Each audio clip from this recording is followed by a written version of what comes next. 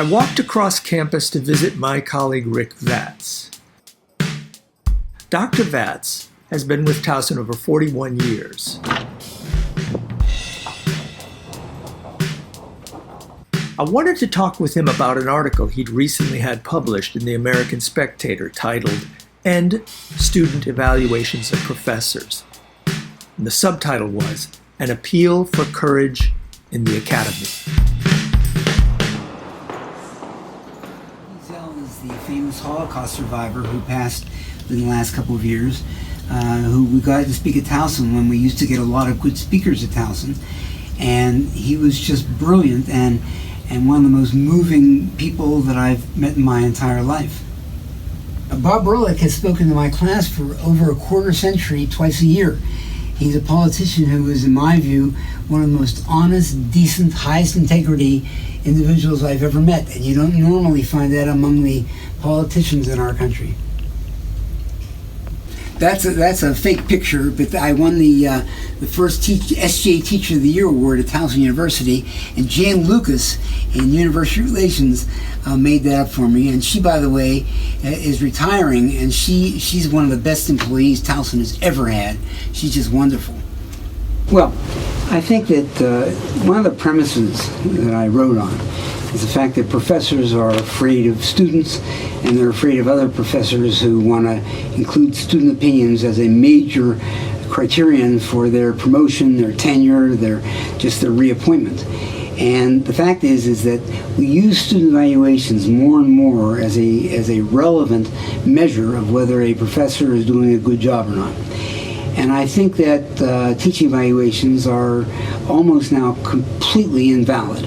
But you say fear. You use another word. You say fear. Sure, I see professors who talk with students, and students have objections about something in the course, and the professors yield almost automatically because they're afraid that this will hurt their teaching evaluations. As a matter of fact, there are some professors who have midterm teaching evaluations that are not included in the materials they turn in at the end of the term, and they have these evaluations because they want to find out what they can do to ensure that students will have a good time in their class. So students may write, I think you give too many tests. I think that I'm not sure about some of the concepts on the harder points you're talking about. So the teachers then say, well, I'll give easier. I will do with easier points, and I'll give tests that have a curve in which more people get B's and A's. They're so afraid of students, and they shouldn't be. Is there a specific, without naming names, can you take me a particular flashing moment image that you have of that? I guess I could think of a professor who says to me, my students appear to be unhappy with the class. This actually happened? Oh, yeah. Okay. Yeah. And I think, the teacher is speaking, I generally give interim measures of why they're unhappy. Yeah. And why did they come to you, by the way? Yeah, because I may have been talking about it, I may have been talking about a group, and I'll say to them, well, so what? If they're unhappy, does that mean that it's a poor pedagogical method? Why would you change something just because students are unhappy? Sometimes students are unhappy, and it turns out it's the best thing for them. Will students be able to appreciate a sort of academic tough love in the moment? Well, I might give a test at the beginning of a term. Right. And I may have some students who really don't do well. And their initial question is, what can I do to raise my grade? And I'll tell them, well, that's not the issue. The issue is, what can you do to better understand the material? Because the material is very important. Right. Now that creates a little bit of dissension. And sometimes students will say to me, who have gotten bad grades on a test and then a major paper, they'll say, what can I do to raise my grade? May I do an extra paper? And I'll say, no, you may not do an extra paper. There are certain criteria that I grade by, and everybody has the same criteria. If I allow you to do an extra paper, I have the obligation to allow everybody to do an extra paper. And what if they want another paper beyond that? Well, and there's a mismatch of motivators, right? Yeah. On one hand, what you want is for them to master this particular area and body of knowledge, to come into some understanding. Maybe it's also to gain an appreciation and enthusiasm, if not master the knowledge.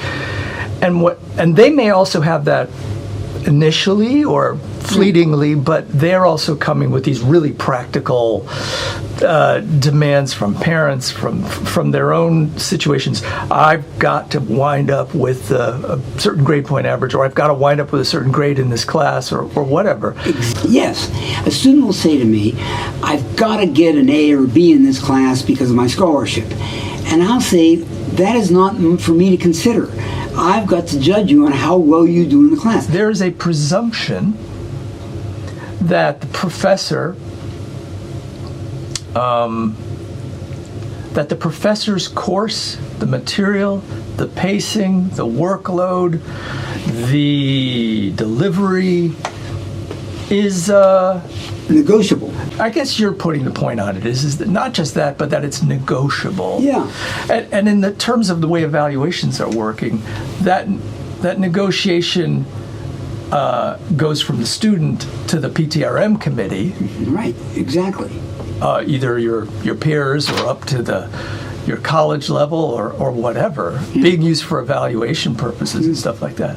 That really is kind of the where it rubs here, is these evaluations being used for, or in any way impinging on PTRM deliberations. Right. And I'm just gonna read from what you wrote, because I think this is good here. So I'm jumping in mid-sentence, and you say, I'm paraphrasing, if anything, the current student evaluation, should be replaced by student accounts of measurable teacher behaviors on which students have the ability to report with some accuracy and validity. And you go on to write, for example, does the professor show up for class regularly? Does he or she arrive on time? Does he or she grade consistently with his or her claims of criteria?